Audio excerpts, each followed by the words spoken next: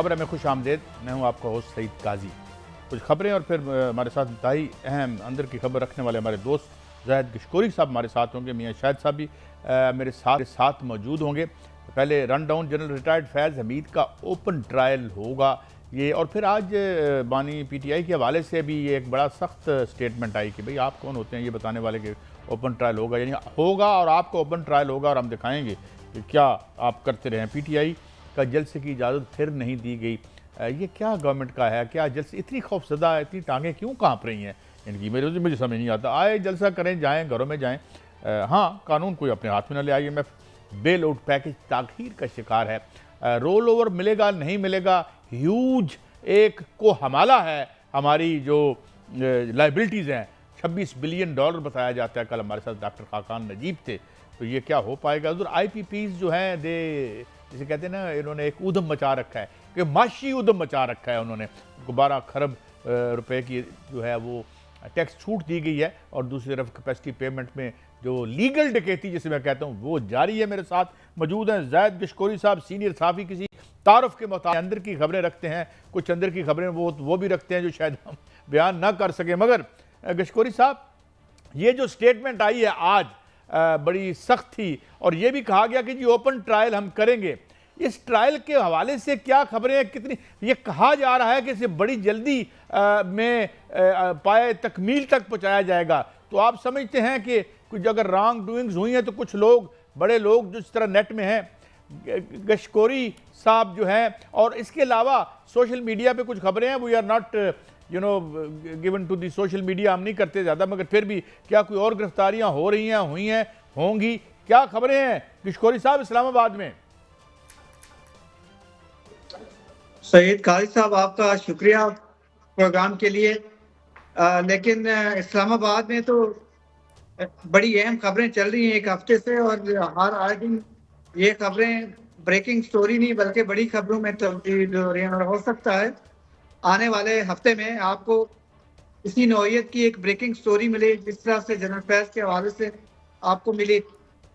उसमें अहमियत की बात यह है कि एक दौरानिया जो आप कहें लॉक किया गया है, जिसमें 3 बड़े जो किरदार हैं पाकिस्तान में किसी टाइम में इक़्तिदार में थे, उनके साथ जो मुबैना तौर पर सहूलतकारी का रोल है, जिसे रियासत को या रियासत के इदारों को नुकसान हुआ है, उनको डिटेन किया, कुछ लोगों को किया गया है, कुछ को किया भी जाएगा, और क्वेश्चनिंग जारी है। आपको और भी गिरफ्तारियां मिलेंगी देखने को, चाहे वो छोटी नौइयत की हूँ चाहे बड़ी हूँ। और ये बिल्कुल उसी स्टाइल से है जिस तरह से अमेरिका में न्यूयॉर्क में अटैक्स हुए थे कैपिटल पे, और फिर पूरी एक डिटेन लिस्ट और सैकड़ों गिरफ्तारियां नजर आई थी, और बर गिरफ्तारी से उनका ट्रायल करके उनके केसेस जो हैं वो मुकम्मल किए गए थे। पाकिस्तान भी उसी स्टाइल और उसी पैटर्न से अपनी इन्वेस्टिगेशन कर रहा है। उसमें आपने कहा कि ओपन ट्रायल होगा या फिर ये तेज रफ्तारी से होगा। मेरी मालूमात में ये रूटीन का एक ट्रायल है 3 स्टार जनरल का, पहले भी होते रहे हैं, और ये 3 महीने नहीं लेता है, 3 महीने के अंदर कंक्लूड हो जाता है।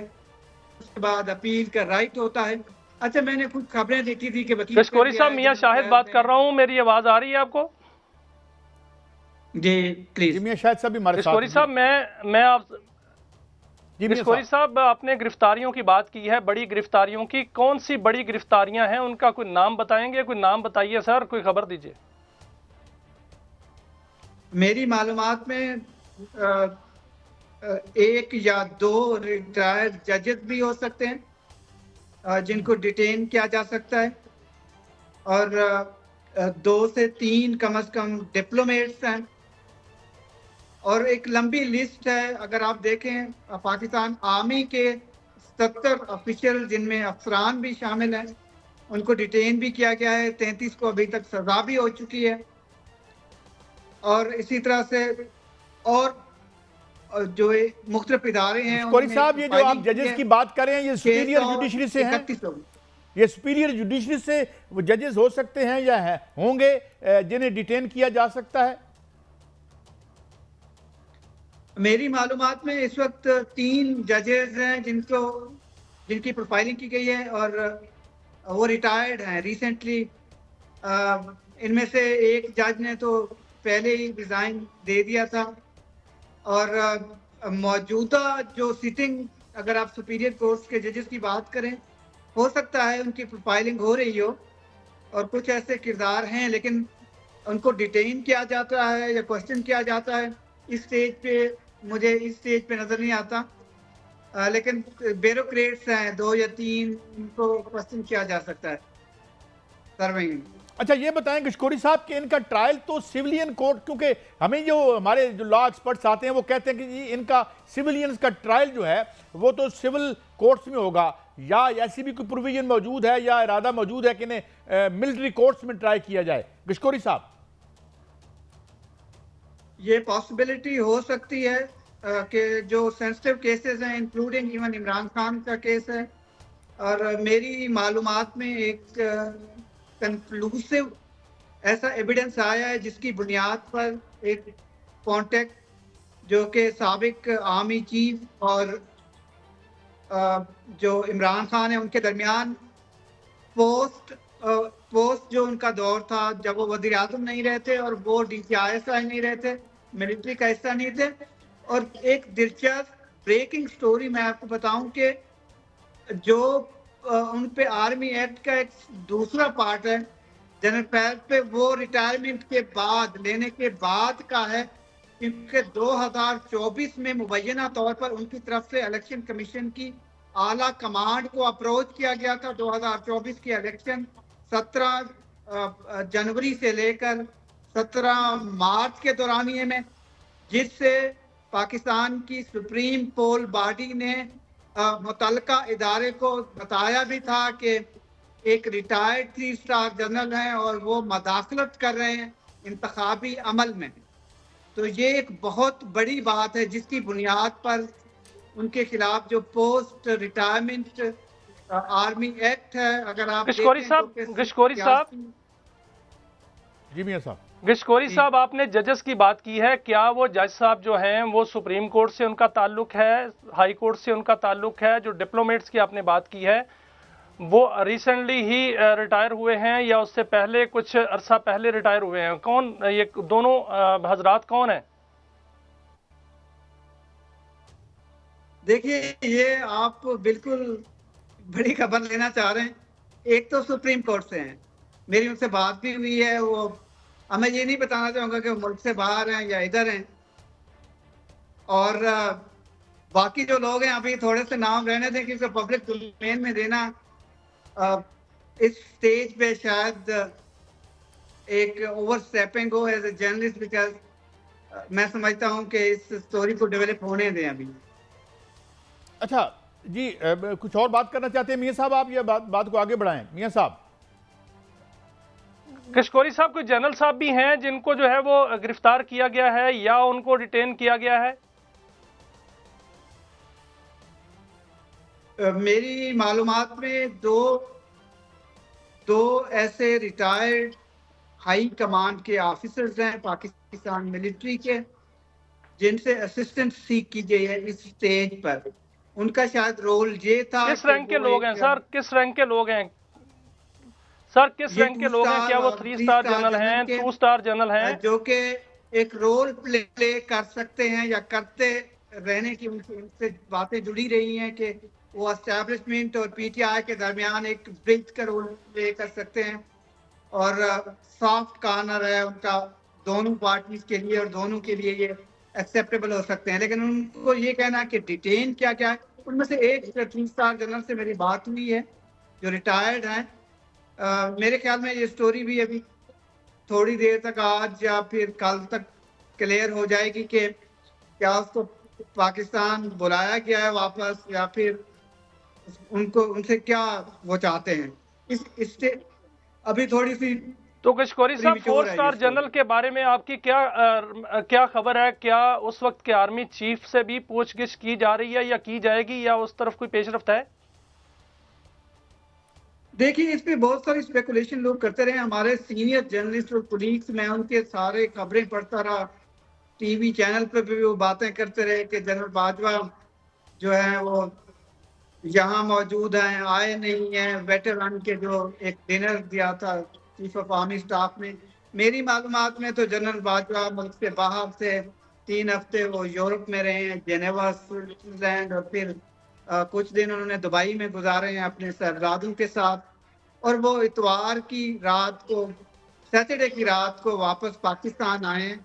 इस वक्त वो रावलपिंडी में हैं और उनकी तरफ से 30 नवंबर के बाद कोई बड़ी बात सामने आ सकती है। साबिक chief of army staff general Qamar Javed Bajwa की तरफ से 30 नवंबर, ये बड़ी खबर दी है गिशकोरी साहब आपने, यानी पिछले 30 नवंबर से आज ये गिशकोरी साहब बड़ी खबर आपने दी है।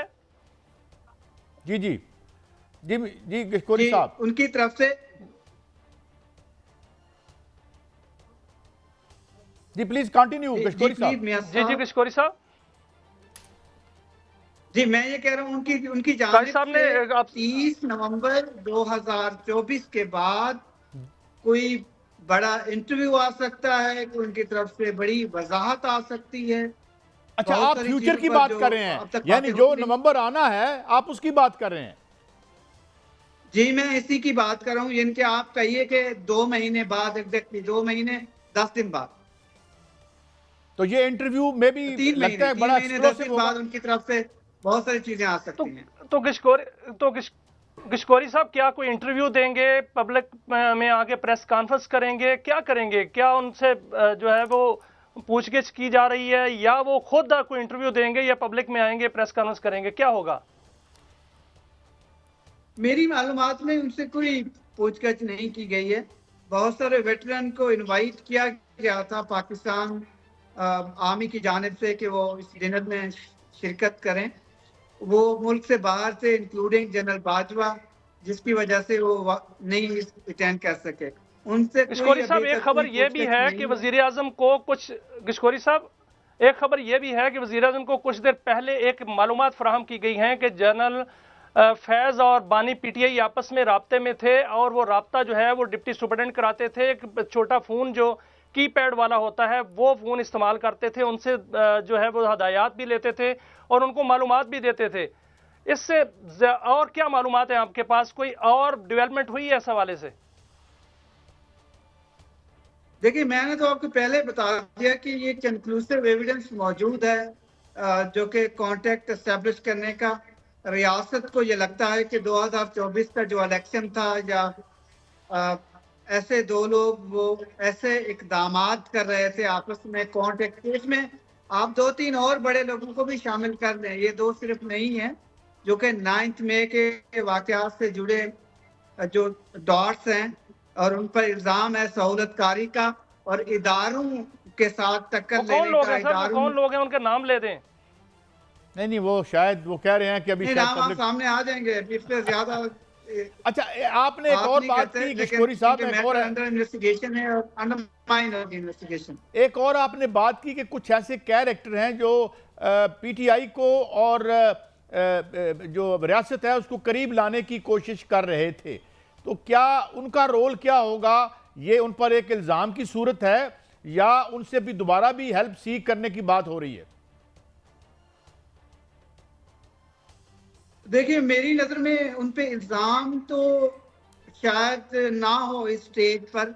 उनसे शायद ऐसा रोल वो चाहते हैं कि कम से कम जो बेगुनाह है या समझते हैं कि उनकी कोई सहूलतकारी नहीं है, तो वो अंडर इन्वेस्टिगेशन ना आए। तो और दूसरा मैं देख रहा था कि बहुत सारे हमारे कोलीग्स ने ये खबरें दी हैं कि जनरल फैज ने अपना वकील कर लिया है, नाम भी लिया है। मैं नाम नहीं लेना चाहूँगा, 2-3 लोगों के नाम लिए हैं जो कि रिटायर्ड ब्रिगेडियर्स हैं और जैक ब्रांच के हेड भी रहे हैं। ये बिल्कुल सही नहीं है खबरें, मैं आपको अथॉरिटी से बता सकता हूँ। अभी तरफ उनकी फैमिली बहुत परेशान है और कोई वकील उन्होंने नहीं किया है, और उनकी फैमिली को ये भी नहीं पता कि क्या हो रहा है जनरल फैज के साथ।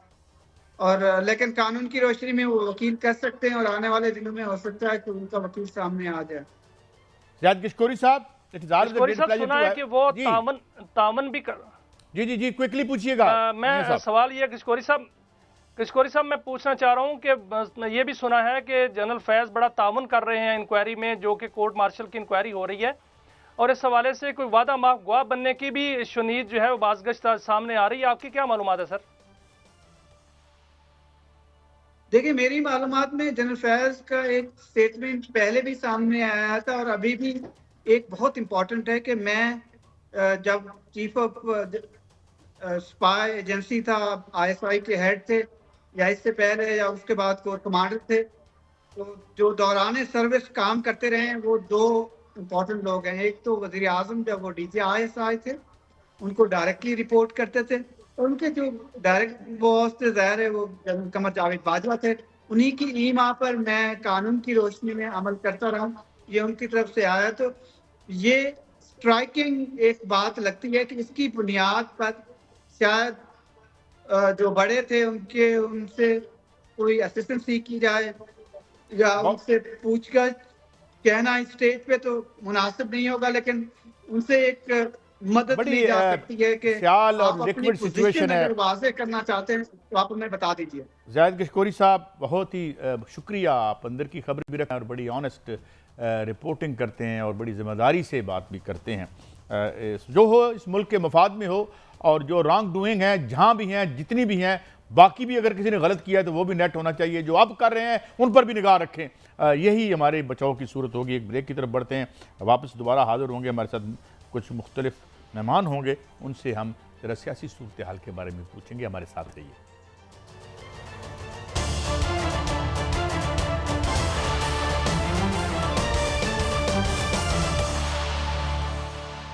Welcome back. नाज़रीन, हमें ज्वाइन किया है राना एहसान अफजल साहब, adviser to the prime minister. Thank you very much Rana साहब फॉर योर प्रेशियस टाइम। मैं शुरू इस बात से करता हूँ कि ये एक जलसा 22 तारीख को करने का ऐलान किया था। सवाल मेरा आपसे ये है, एज अ पॉलिटिकल वर्कर, आप एक सेकंड जनरेशन है, मैं आपके वालिद साहब से भी इंटरेक्ट करता रहा, माशाल्लाह बड़े बाकमाल आदमी थे, अल्लाह गनी के रहमत करे।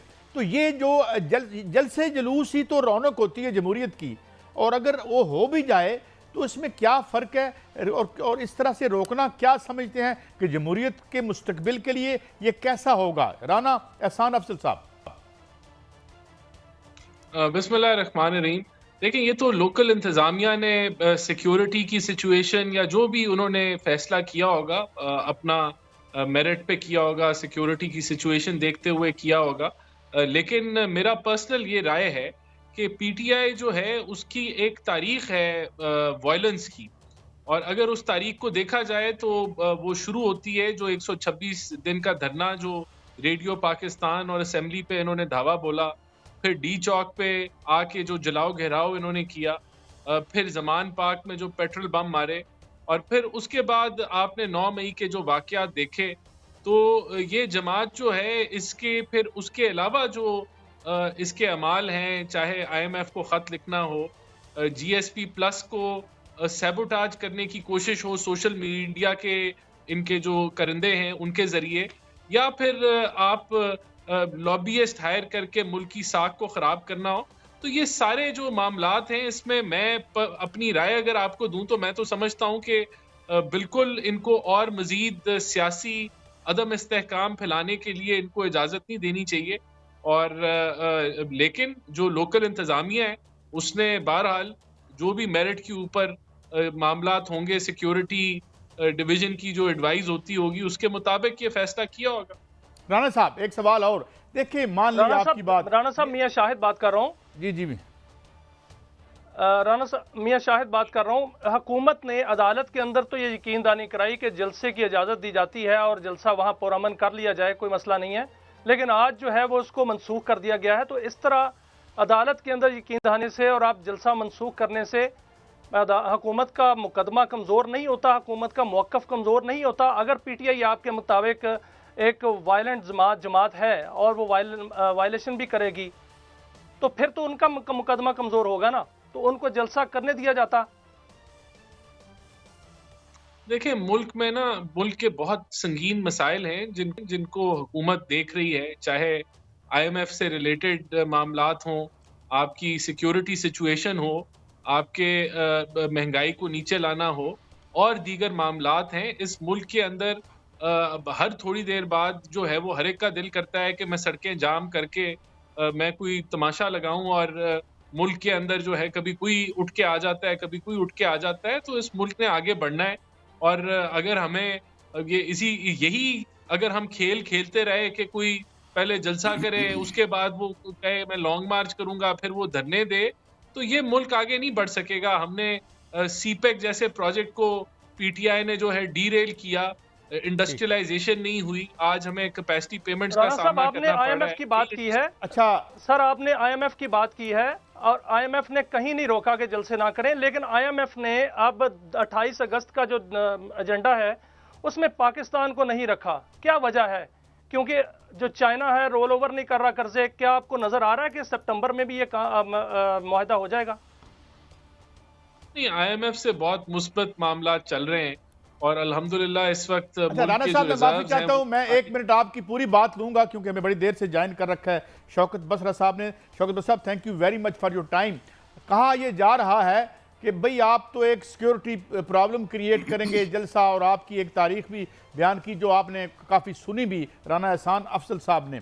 तो आपका इस पर रिस्पॉन्ड और आपका नुक्ता नज़र क्या है जनाब काजी सईद साहब?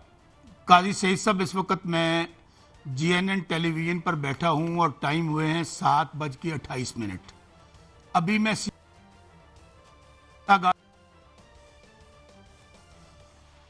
कोई अगर मगर इफ बट लेकिन नहीं है। जलसा होगा, जलसा होगा और हर सूरत होगा। इस वक्त हमारे तमाम कारकुनान जलसागाह में मौजूद हैं, स्टेज लग रहा है, तो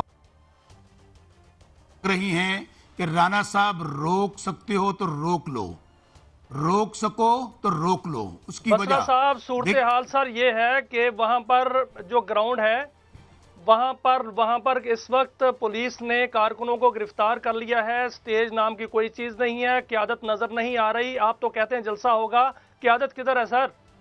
बिल्कुल, मैं भी सीधा तिरनौल से आपके प्रोग्राम में चूंकि आना था और मुझे मौकफ देना था, हो सकता है मैं प्रोग्राम कैंसिल कर देता। बिल्कुल वहां पे पुलिस पहुंची है, पुलिस को हमने बिल्कुल बता दिया है कि आप इजाजत दे चुके और ये इजाजत अब हाई कोर्ट की इजाजत है। ये जो इस वक्त फार्म 47 वाले जो जाली हुकूमत वाले बैठे हैं, जिनके इस वक्त कि अवाम इनको ये समझती है कि असल मसाइल की जड़ जो है ये मौजूदा जाली हुक्मरान हैं, जिनको अवाम का मैंडेट हासिल नहीं है। इसीलिए इनको पता है। मैं चैलेंज देता हूँ राना एहसान को, राना एहसान साहब आप पीना देते हैं, आप हमें जलसा करके दिखा दें 10,000 का भी। जितना जलसा आप करेंगे उससे 10 गुना बड़ा जलसा जितना जलसा आप करेंगे उससे 10 गुना बड़ा जलसा पीटीआई करेगी। लेकिन हमें पता है कि आप लोग इस वक्त सबसे बड़ा आपका स्टॉलवर्ट मियां नवाज शरीफ था, जो डॉक्टर यास्मीन राशिद से 80,000 वोटों से हार गया, जिनको वज़ीर आज़म बनाने के लिए आपने उनको बुलाया था। और आज हालत ये है कि वो हार गए, मरियम बीबी हार गई और वो बेचारा तोते उड़ाता फिर रहा था, कह रहा था जी मैंने तो कबूतर उड़ाने थे, अवाम ने तोते उड़ा दिए। इसलिए काजी साहब और कल कितने बंदे आएंगे, कितने लोग होंगे कल, ये भी फरमाइएगा सर। कल जलसा होगा, कितने लोग होंगे सर? कल कितने लोग होंगे कल? मियां शाहिद साहब और सईद काजी साहब और राना एहसान साहब, इस वक्त हम GNN पे बैठे हैं और 7:30 में दोबारा टाइम दोहरा रहा हूं जानबूझ के, तारीखी जलसा होगा। और इस वक्त सूरत हाल ये है कि इन्होंने राना साहब मुस्कुरा रहे हैं, दफा 144 लगा दिया। भाई किस चीज की दफा 144? ये वही इस्लामाबाद है ना जहां पर आपने तहरीके लब्बैक को बाकायदा जलसे की इजाजत दी, बल्कि पुलिस उनके साथ धमाले डाल रही थी। यही इनके जो मुस्लिम लीग नून के राना साहब के साथी वहां जाके उनके साथ कॉफी और चाय और खाने खा रहे थे। जब जमात इस्लामी आई, जमात इस्लामी को बाकायदा लेटर निकाला गया कि इनको टेंट फ्राहम करें, इनको कुर्सियां फ्राहम करें, उनके धरने उनको फैसिलिटेट किया गया। भाई इमरान खान जो पाकिस्तान है, क्यों टांगे कांप रही हैं? पहले जेल में बैठ के उन्होंने आपको शिकस्त फाश अच्छा, दी, मैं आप 2/3 मेजॉरिटी कौम ने साहब, दी। अब कह रहे हैं कि नहीं जी नहीं, इमरान खान साहब को इजाजत नहीं देनी। क्यों? ये मुल्क अवाम का मुल्क है, आप लोग तो मसाइल की जड़ हैं अवाम। ये राना साहब, अच्छा, आपकी यकीन माने, आप जलसा तो क्या, आप मुझे अवाम में जाके दिखा दें पुलिस के बगैर, पता चल जाएगा आपको कि अवाम अच्छा, आपके सुने, अब मुल्क क्या आपने बहुत सोचती ही है। एक मैं इल्जामात रबिया की शाहिद फहरिस्त- साहब को और काजी साहब को कहता हूं, अपना माइक।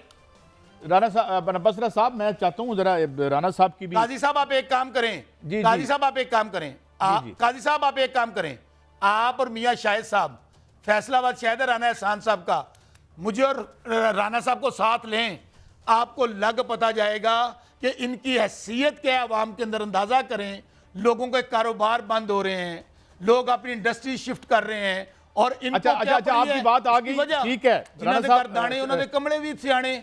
बसरा साहब देखें, अब ठीक है, राना साहब ने भी तनकीद आप पे की, मगर अब आपका जवाब भी आ गया।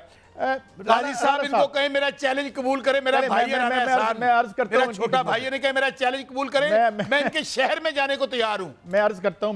अच्छा, एक राना एहसान अफजल साहब, बात ये है कि ये नहीं, मतलब राना साहब अपना प्रोग्राम चलिए कल फैसलाबाद। अगर अगर अगर अगर वो एक आपको गारंटीज भी देते हैं, कोर्ट में जाके कहते हैं कि जी हम कोई कानून को अपने हाथ में नहीं लेंगे, तो मैं ये एक पॉजिटिव सेहतमंद पॉलिटिकल एक्टिविटी नहीं हो सकती कि आप भी करें जलसा, वो भी करें जलसा, और इस तरीके से जो हम माजी में देखते रहे हैं। राना साहब एक सेकंड दीजिएगा। राना साहब जी, मैं आप बात ये है, ये अभी इलेक्शन का टाइम नहीं काजी है साहब, जो बात आपने हमारा कही है, हुकूमत का काम होता हमने है deliver बाकायदा करने का। हाई कोर्ट में ये और लिख कर दिया हुआ है। deliver मैं करने बात मैं आप बसरा कह रहे साहब हैं, आता हूँ, बसरा साहब मैं आता हूँ। अवाम की सूरत हाल हमारी जिम्मेदारी है। कल जलसा मुझे नहीं लगता होना है, लेकिन आपने जो जलसे वाली तकरीर जो शौकत बसरा साहब ने कल जलसे में करनी थी, वो यहाँ आपने उनसे करवा दी है। 10 मिनट उनको दे दिए हैं कि वो जलसे की जो तकरीर, जो उनको मौका कल नहीं मिलना, वो यहाँ इन्होंने अपना शौक पूरा कर दिया है।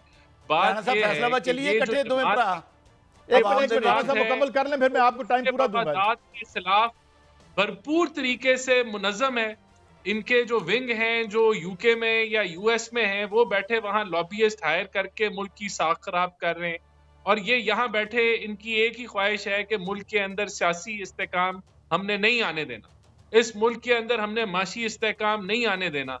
यहाँ रुपया स्टेबल हो गया है, तो हमने ऐसा काम करना है कि ये सब कुछ जो है दोबारा इंस्टेबिलिटी की तरफ बढ़ जाए। तो इस चीज़ की इजाज़त जो है वो इनको, आई एम सॉरी टू से, नहीं मिलेगी। और इनका जो रिकॉर्ड है, जो रिकॉर्ड है इनका, ये जो बड़ा कह रहे हैं कि पता नहीं कौन सा खौफ है हुकूमत को, तो हुकूमत ने इनका लॉन्ग मार्च भी देखा है जो 24 घंटे में 3 घंटे चलता था। फिर अवाम ने इनकी भूख हड़ताल भी देखी है, जो भूख हड़ताल ये दोपहर खाने के बाद 3 बजे शुरू होती थी और खाने से पहले ख़त्म हो जाती थी, वो भी हम देख चुके हैं। इनकी अपनी जमात में से इस्तीफे आ रहे हैं, तितर बितर हो रही है इनकी जमात, कभी मरवत के साथ लड़ाई है तो कभी जो है हमाद अजहर आगे पीछे हो रहा है। तो ये जमात कंफ्यूजन का शिकार है। इनका कोई एक ही एजेंडा है कि किसी तरीके से मुल्क के अंदर जो है ना वो अफरा तफरी फैल जाए, वो लाशें बसरा साहब और आप दोनों मेरे साथ रहें, आप दोनों सियासत। मेरे साथ रहें। एक ब्रेक है, मैं ब्रेक से, मगर क्विकली ये बता दीजिएगा कि ये मुसम्मम फैसला है कि आपने हर सूरत जलसा नहीं होने देना। क्या कोई कोर्शन होगी, रोका जाएगा, यानी जोर ज़बरदस्ती पुलिस को इस्तेमाल करके रोकने की बात कर रहे हैं राना साहब? मैं क्विकली बताइएगा, फिर ब्रेक के बाद हम दोबारा आएंगे और आप हमारे साथ ही हैं। जी राना साहब। देखें, ये तो लोकल इंतजामिया ने अगर इजाजत नहीं दी और उसकी खिलाफ वर्जी होती है, तो जो खिलाफ वर्जी जिस कानून की होगी उसके तहत फिर कार्रवाई की जाएगी। बिल्कुल ठीक और है, तो आप उससे हमारे बढ़- साथ रहे। राना एहसान अफजल साहब हमारे साथ हैं, शौकत बसरा साहब आते हैं। बसरा साहब मैं आपकी तरफ आऊँगा। आप कोर्ट की बात कर रहे हैं, कोर्ट ने क्या आपको अलाउ कर रखा है, और क्या आपके मुताबिक जो लोकल एडमिनिस्ट्रेशन है वो डिफाई कर रही है ऑर्डर्स कोर्ट के, या क्या मामला है? वापस आते हैं, ये गुफ्तगू जारी है, हमारे साथ रहिए।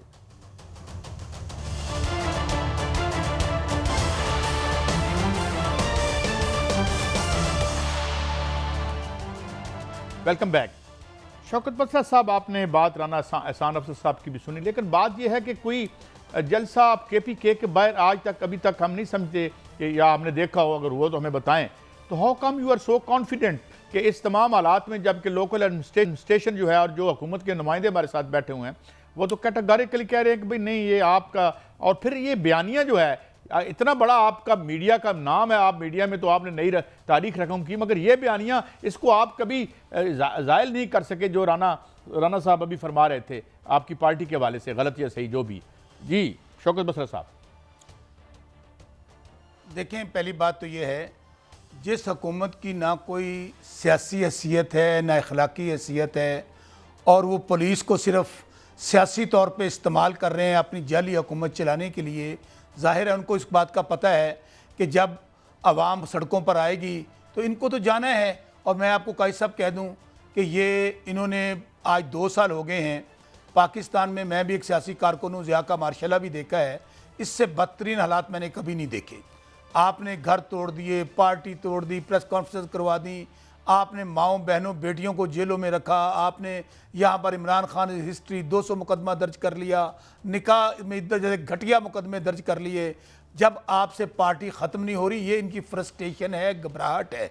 आपको एक बात बताऊँ काई साहब, आपने इसलिए मैं अभी दोबारा दोहराने लगा हूँ, राना एहसान साहब, जलसा होगा होगा होगा और पुरअमन जलसा होगा। रही हाई कोर्ट की बात तो सुन लीजिए काजी साहब, वहाँ पे हम लोग गए, मियाँ शाहिद साहब और काजी साहब दोनों सुनिएगा, और ख़ास तौर पे जो जाली हुकूमत के नुमाइंदे बैठे हैं फार्म 47 वाली हुकूमत के, वो भी सुन लें। हम लास्ट टाइम भी हाई कोर्ट में गए, हाई कोर्ट ने हमें इजाज़त दी, इजाज़त के बाद जिस दिन जलसा था उससे एक दिन पहले यही बहाना बनाकर इन्होंने हमारी इजाज़त मनसूख कर दी, और उसके बाद 2 धरने हुए हैं, एक तहरीके लब्बैक का और एक जमात इस्लामी का। अब दूसरी बात अब सुन लें, जब हमें इजाज़त मिल गई, हमने अंडरटेकिंग दी है हमारे वकला ने, जिसमें हमारे शुएब शाहीन साहब हैं, हमारे गोहर साहब हैं, उमर अयूब साहब हैं, पूरी लीडरशिप ने लिख के दिया है कि जी अगर ये हमें सिक्योरिटी फराहम नहीं कर सकते, हम अपनी सिक्योरिटी जलसे को देंगे, हम पुरअमन जलसा करेंगे और एक गमला तक नहीं टूटेगा। लेकिन इनको इस बात का पता है कि अब इनका चल चलाव है, जब जो हुकूमत दिखें, कैसा मैं पॉलिटिकल वर्कर हूँ, आज मेरी बात याद रखिएगा, ये फाइनल राउंड का आगाज़ हो गया है, और जब आखिरी दिन होते हैं किसी भी, और ख़ास तौर पे किसी जाली हुकूमत के, तो इस तरह की वो हरकतें करते हैं। आप देख लें, बांग्लादेश आपके सामने है, वहाँ तो इतने शायद हालात ख़राब नहीं थे। राना साहब भी कोई बात करना चाह रहे हैं। पूरा पाकिस्तान इमरान खान के साथ खड़ा है। अच्छा राना साहब ने की गल करनी है, बेचारे ने यार वो बड़ी मुश्किल से हमारे हाथ आते हैं, अपना शहर है, कल हम आप दोनों को दोबारा बुलाएंगे, फैसलाबाद राना साहब को भी बुलाएंगे और आपको किसके साथ है, आपको भी बुलाएंगे और देखेंगे कैसा हुआ या नहीं हुआ। काजी साहब एक और काम करें, राना साहब को कहें कि हमें 3 दिन के नोटिस में फैसलाबाद में जलसे की इजाजत दे दें। मैं उनसे अर्ज करता हूँ। जी राना साहब, आता हूँ क्योंकि मैं हर हफ्ता एतवार अपने हल्के में गुजारता हूँ, मेरी फिक्र ना करें, अभी आप अपनी फिक्र करें। कानून को हाथ में लेंगे तो फिर कानून कार्रवाई करेगा, कानून को हाथ में मत लें। और देखें, दूसरी बात ये है कि इस जमात से आप कुछ और एक्सपेक्ट नहीं कर सकते सिवाय कि इनकी जो काविश है कि मुल्क को डीरेल किया जाए। और ये कल जो कह रहे हैं, बार बार टाइम बता रहे हैं, अच्छी बात है, अगर इन्होंने कानून हाथ में लेना है तो जो कार्रवाई फिर होगी उसके खुद जिम्मेदार हैं। अच्छा जी मियां साहब, आप बड़ी देर से चुप हैं। कानून तो अपना रास्ता बनाएगा, राना साहब कानून तो अपना रास्ता बनाएगा, लेकिन अवाम बड़े कर्ब में है, वो बिजली की कीमतों के हवाले से बड़े कर्ब में है। और IPPs के हवाले से कल वजीर बातदबीर जो वजीर तवानाई एक बयान दे गए, उन्होंने कहा कि 50 अरब बचा लें या 2 घंटे की लोड शेडिंग बर्दाश्त कर लें। और दूसरी जानब IMF के साथ जो है वो मुआहदा इस महीने में नहीं हो रहा, अगले महीने शायद हो। तो आप क्या समझते हैं कि एक जानब कैपेसिटी पेमेंट, दूसरी जानब IMF के साथ डिले हो रहा है मुआहदा, और तीसरी जानब हम 40 अरब रुपया एक जगह दे दिया और 50 अरब रुपया एक जगह दे दिया, और IMF का शायद इस पर भी इतराज़ है कि प्रायर अप्रूवल नहीं ली, तो क्या होने वाला है सर? सबसे पहले तो मैं आपको बड़ी क्लैरिटी से बता दूं कि IMF का मुआहदे में कोई इशू नहीं है। अल्हम्दुलिल्लाह चीज़ें बेहतरीन तरीके से आगे बढ़ रही हैं और सितंबर में इंशाल्लाह बोर्ड मीटिंग हो जाएगी और ये मुआहदा जो है वो बोर्ड का अप्रूवल आ जाएगा, तो वहाँ आपको किसी किस्म की फिक्र की ज़रूरत नहीं है। जहाँ तक कैपेसिटी पेमेंट की बात है तो 2 काम हो रहे हैं। एक तो चाइनीज़ जो डेट रीप्रोफाइलिंग के ऊपर चाइनीज़ हुकूमत और उनके मुख्तलिफ जो स्टेक होल्डर्स हैं उनसे मुशावरत चल रही है और हम बिल्कुल पुरुमीद हैं कि वहाँ आने वाले हफ्तों में हुकूमत को कामयाबी मिलेगी। दूसरी जो काविश हो रही है वो 94 और 2002 के जो मुआहदे हैं उनको रिव्यू किया जा रहा है और वहाँ भी देखा जा रहा है कि कहाँ से गुंजाइश निकल सकती है, तो उस पे भी काम जारी क्या है। उनका फ्रांसिक ऑडिट होगा राना साहब? क्या उनका फ्रांसिक ऑडिट होगा? जब तक फ्रांसिक ऑडिट नहीं होता तो बात नहीं बनेगी। क्या फ्रांसिक ऑडिट उनका कराने जा रही है हुकूमत?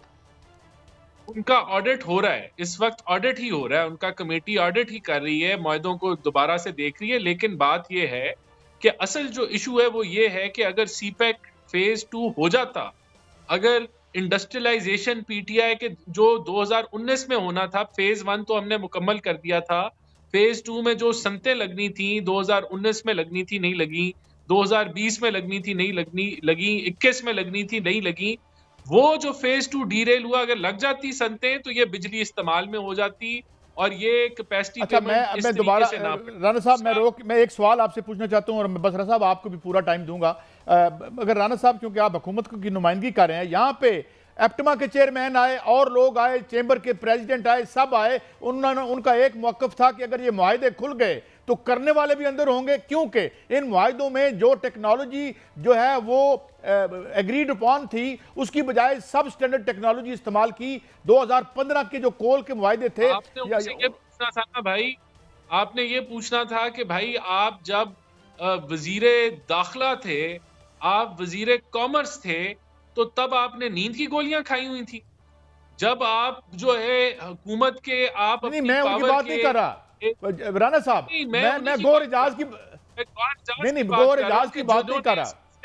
ये मेरे प्रोग्राम में आसिफ इनाम साहब ने बात की। प्रोपेगेंडा चल रहा है ना, ये प्रोपेगेंडा। आप जितना उनसे पूछे कि जब वो इक्तदार में थे तो उन्होंने नींद की गोलियां खाई हुई थी, ये फोरेंसिक ऑडिट पीटीआई के दौर में नहीं हो सकता था 4 सालों के अंदर।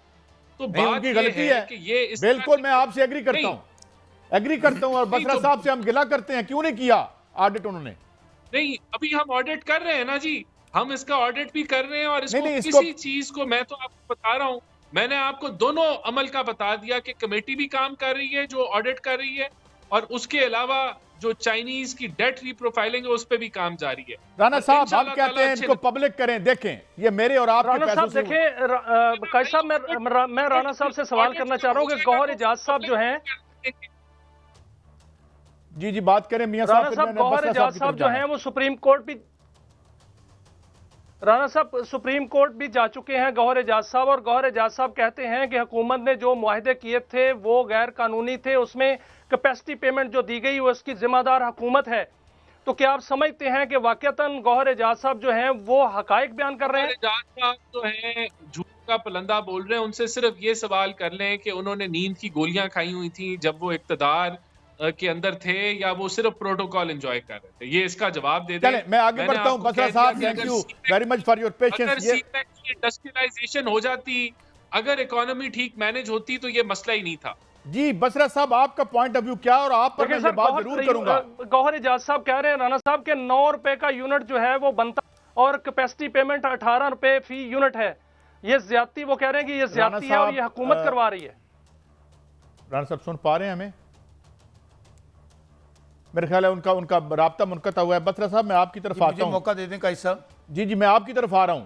हजूर, आपके दौर में भी जो रज़ाक दाऊद साहब का मुआहिदा था उसको एक्सटेंशन दी गई और उस पर भी एतराज उठ रहा है।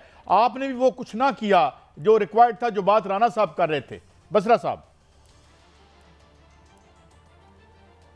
काजी सही साहब, पहली बात तो आप हुकूमत से जो सवाल करते हैं या हुकूमत के नुमाइंदों से करते हैं, राना साहब बेचारे क्या जवाब दें? ये तो ख़ुद मसाइल के ज़िम्मेदार हैं, इनकी वजह से तो इस वक्त ख़ुद मसाइल में पाकिस्तान गिरा हुआ है। जब वज़ीर आज़म का बेटा सलमान शहबाज, वो ख़ुद उसकी IPPs होंगी, मियाँ मनशा ग्रुप की होंगी, जब इनके अपने जो सारे इन्वेस्टर्स हैं उनके अपने सारे कारोबार होंगे, तो मुझे बताइए किस तरह आप लोगों को रिलीफ दे सकेंगे? दूसरी बात, आप गौहर एजाज का नाम 2020 में आपकी हुकूमत थी बसरा साहब, 30 अक्टूबर के बाद मेरा सवाल सुन लीजिए। 2020 में सर आपकी हुकूमत थी और उस वक्त भी ये मूव चली थी, उस वक्त फ्रांसिक ऑडिट क्यों नहीं करवाया? ये बड़ा सवाल है। उस वक्त बाकायदा तौर पे नेगोशिएशन हुई थी, अगर मैं उस वक्त इसका फराज जवाब कार्डर देता हूं। हो पहले मैं जाता गोहर तो इजाज आपका साहब क्रेडिट की भी होता और मसाइल भी ना होते। जी बसरा साहब।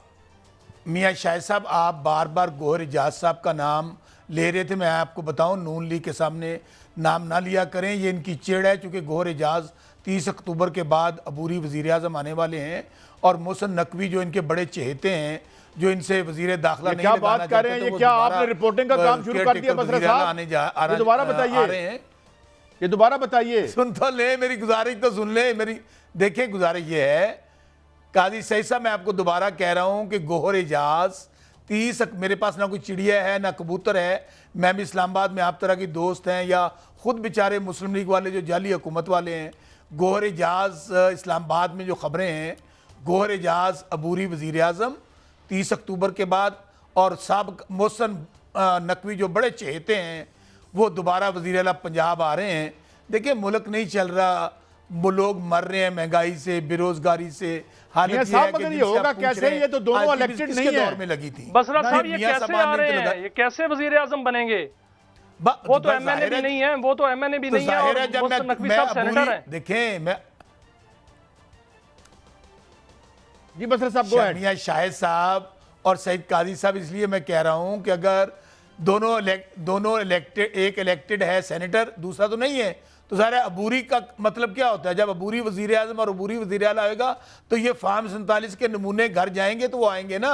देखिए, सबसे बड़ी बात यह है, अभी राणा साहब चले गए, अरबों रुपया चाइना देगा, अरबों रुपया सऊदीया देगा, अमेरिका देगा, खोदा पहाड़ निकला चूहा, आज तक एक पैसा नहीं आ सका। और ऊपर से चाइना ने, जो हमारा अच्छे और बुरे वक्त का साथी है, उन्होंने क्या कहा?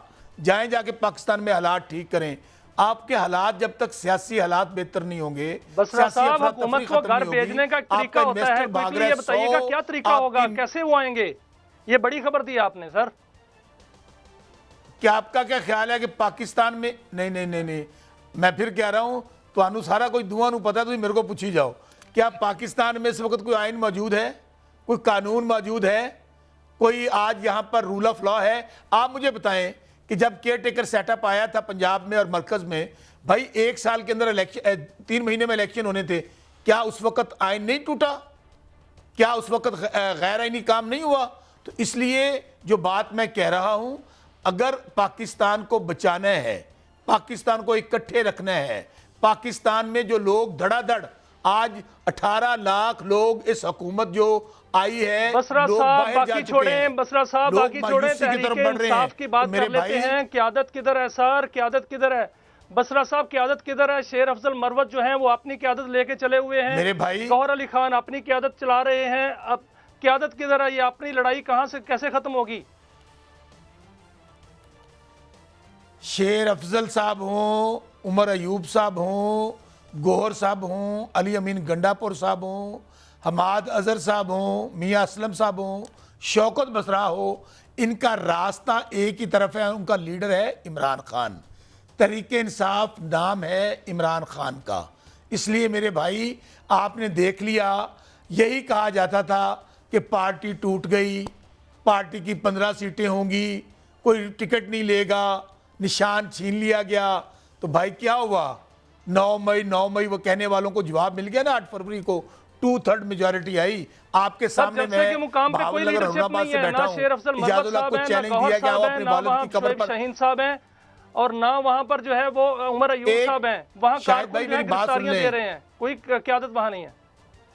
सुन ले, थोड़ी देर बाद मैं जब आपके प्रोग्राम से उठ के जाऊंगा, मैं आपको क्लिप भेजूंगा। सारी क़यादत वहाँ तरनौल जलसे में पहुँच रही है, कारकुनान पहुँच रहे हैं, जलसा भी होगा और इंशाअल्लाह दुनिया देखेगी और पाकिस्तान देखेगा कि जलसा किस तरह होता है। जलसा होना है। लेकिन एक बात बताऊं, जो मैं बात बता रहा था कि इस वक्त जो शौकत बसरा आपके सामने बैठा है, काजी साहब और मियाँ साहब, 50,000 वोटों से जीत के बैठा हूं। बसरा साहब, हम आपके जवाब दूं मैं अपनी आवाम को? आपके क्लिप का हम इंतजार करेंगे और हम हर जमहूरी हक को हम सपोर्ट करते हैं, कानून रूल ऑफ लॉ को भी। बहुत या शौकत बसरा साहब और राना एहसान अफजल साहब का रब्ता ख़त्म हो गया, उनका भी बड़ा शुक्रिया। मैं और मियाँ शाहिद साहब कल आपकी खिदमत में हाज़िर होंगे ताज़ा तरीन ख़बरों और ताज़ा तरीन तजज़ियों के साथ। मुलाकात होगी, इजाज़त दीजिए, अल्लाह हाफ़िज़।